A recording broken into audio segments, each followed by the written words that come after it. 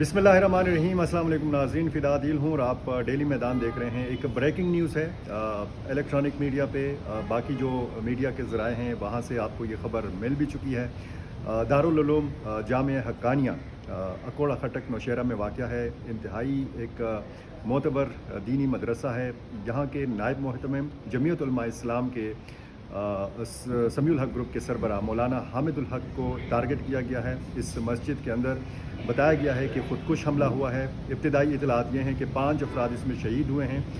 18 या 20 अफराद के बारे में बताया गया है कि वो शदीद ज़ख्मी हैं। मौलाना हामिदुल हक की सेहत के हवाले से इब्तिदाई इतलात ये हैं कि वो शहीद हो चुके हैं।